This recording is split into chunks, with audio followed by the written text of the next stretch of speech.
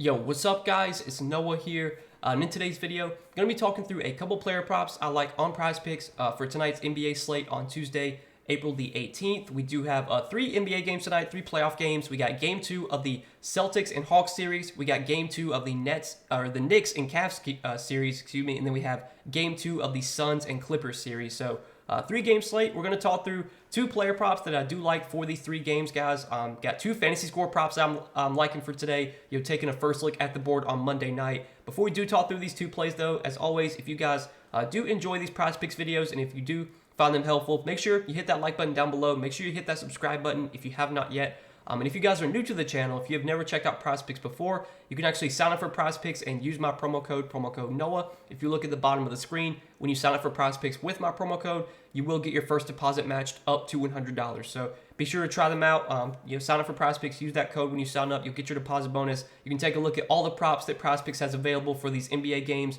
on Tuesday night. Since it is Tuesday, that means it's Taco Tuesday. And if you guys are unaware, every Tuesday, Prizepicks, they do give out some discounted projections. It's usually like 3 or 4 per day. They'll give like some discounted points props or PRA props. Or it's whatever the community votes on. But we'll have to see what kind of discounted projections we get today. Be sure to check out Prizepicks though, guys. If you're not signed up over there, again, use that promo code Noah. When you sign up, you'll get your first deposit matched up to $100. And I do want to recap our 2 plays that we gave out in Monday's video before we talk through our 2 plays for today. So Monday was not the best day for us, guys. It was a really tough day. We didn't hit either one of the plays we gave out in Monday's video. We took the over on Spencer Dinwiddie's fantasy score at 34.5. And Dinwiddie played huge minutes, like I expected. That was one of the reasons and one of the main reasons I like that fantasy score line so much. Just thought Dinwiddie was going to play huge minutes, and I thought that line was a little bit too low for Dinwiddie if he was going to play like 40 minutes. And he was on pace to play 40 minutes in game 1 of their series, but it wound up being a blowout. Well, go figure, on Monday night in game 2, Dinwiddie plays 41 minutes. Just has a horrible game. He had 27 fantasy points in 41 minutes. The dude's averaged like a fantasy point per minute this season with the Nets, and on average when he plays 40 minutes, he's typically going to put up around 40 fantasy points.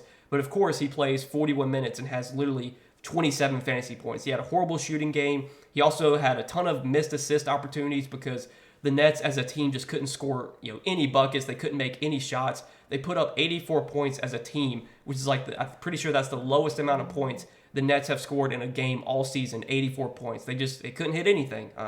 Really tough night for the Nets as a whole, and really tough night for Dinwiddie. But again, man, I think I would take that line. Like, if you told me before the game started that Dinwiddie was going to play 41 minutes, I would have said he probably goes over 34.5 fantasy score, but just didn't happen. And then we also took the over on Steph Curry's fantasy score at 44.5. That line actually wound up getting bumped up a good amount to 46, but Curry did not go over his fantasy score either. Didn't have the greatest game overall. He had 28 points, but he didn't have the greatest shooting game efficiency-wise. Also had 5 turnovers, which kind of killed him. I think he finished with about 40 fantasy points, but ultimately, wound up coming up short of his projection. Didn't matter anyways because Dinwiddie didn't hit. But tough day for us on Monday, man. Missing both of our plays. Hopefully, though, guys, we can bounce back for this Tuesday slate. And let's talk through the 2 plays I do like for Tuesday. So the first prop I like, we're going to take a look at 2 fantasy score props. One of them is going to be Trae Young's fantasy score. It sits at 39.5 on Prizepicks. And look, I know Trae Young's not a guy that people like to bet on. He's been really kind of inconsistent this season. Even though Trae Young's kind of like an elite ball dominant player, he's got the ball in his hands a lot. Like, we just seen him have a lot of disappointing games this season.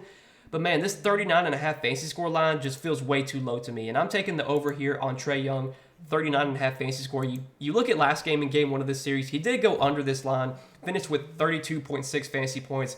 But that was basically like worst case scenario for Trae Young. Like, he basically had the worst game possible last game. Take a look at what happened last game. For one, he shot the ball god awful, 5 for 18 from the field, 1 for 5 from 3.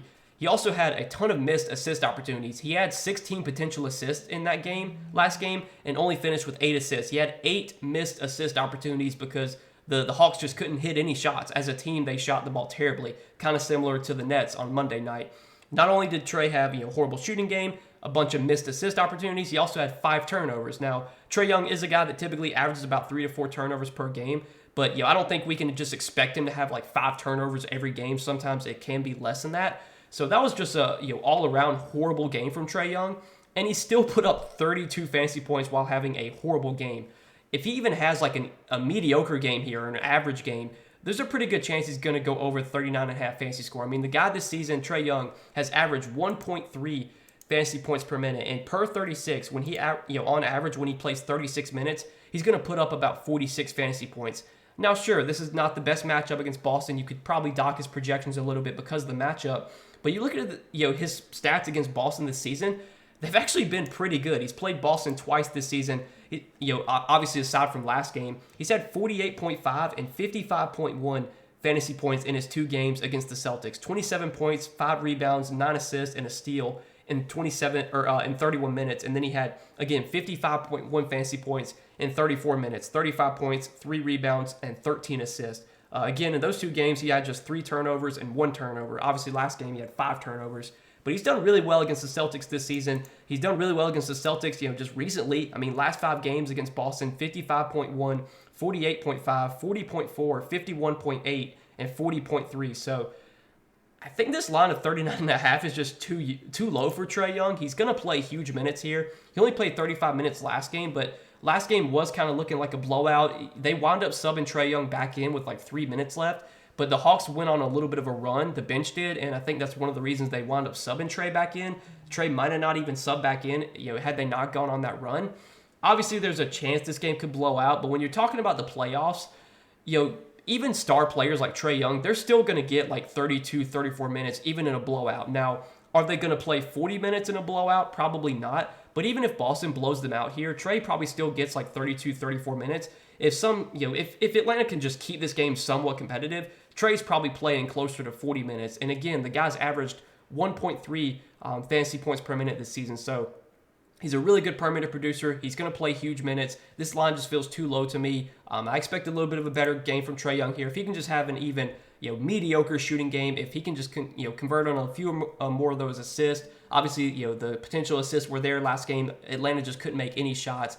It was really like worst case scenario for him. So 39.5 fantasy score for Trae Young. Give me the over here. I don't think we've seen a fantasy score line on Trae Young below 40 like all season. This line just, again, it feels too low. And I'm sure somehow this is going to go wrong. Trae's going to have another horrible game, but I'll play it at 39.5. I feel like this projection should be like 43.5. It's definitely a few points too low. Now, the other play that I like that I want to talk about, another fantasy score prop I like, we're going to go down to Jalen Brunson. His fantasy score line sits at 37.5 on Prizepicks, and this is also a line that I feel like is a little bit too low. So I personally played this last game with Brunson. I played his over fantasy score. The line was at 38.5 last game. It's at 37.5 today. Brunson definitely would have gone over his fantasy score last game, but he got into some foul trouble, and he only wound up playing 30 minutes. But Brunson, I don't think, is a guy that we can expect to play 30 minutes. More times than not, in a playoff game, Brunson's going to get closer to 40 minutes, and he's not a guy that you can really expect to get in foul trouble either. I mean, so far this season, Jalen Brunson has averaged 2.2 fouls per game. Like, him getting in foul trouble was very fluky, very, very random. It's not something you expect to happen again. So, barring random foul trouble again, barring some random blowout, if this game's competitive and he's not in foul trouble, Jalen Brunson's probably playing 40 minutes.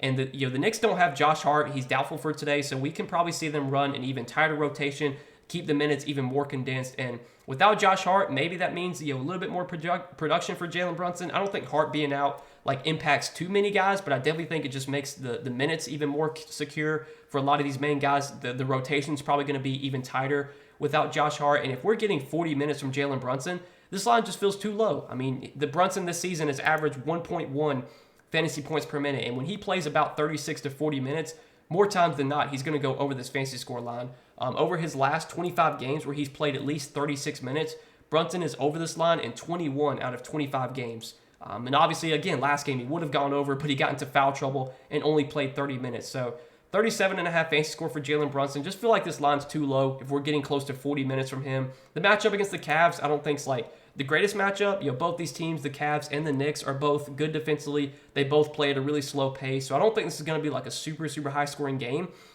But I think where you can attack this Cavs team is with guards, and we've seen guards actually do pretty well against Cleveland, and Brunson has had some good games against Cleveland this season. He had one of his best games of the season against Cleveland when he put up 64.3 fantasy points, had 48 points, 4 rebounds, and 9 assists against the Cavs early this year. So you can definitely attack this matchup. You can attack this Cleveland team with guards, and I think Brunson's in a pretty good spot here. The minutes are going to be through the roof. Hopefully he doesn't get in foul trouble again. If he doesn't, if he plays full minutes, feel like he's got a very good chance of going over 37.5 fantasy score. So these are the two props that I do like for this Tuesday slate, guys. For this 3-gamer, Trae Young over 39.5 fantasy score, and Jalen Brunson over 37.5 fantasy score. Again, I know Monday's plays did not do very well. We missed both of our plays on Monday, but hopefully, guys, we can bounce back for this Tuesday slate. Feel pretty good about these plays. Hopefully, we can get some good tacos today as well. Prizepicks can give us some good tacos. We can pair those with these plays. You can do that if you would like, but I appreciate you guys watching the video, supporting the content as always. If you guys do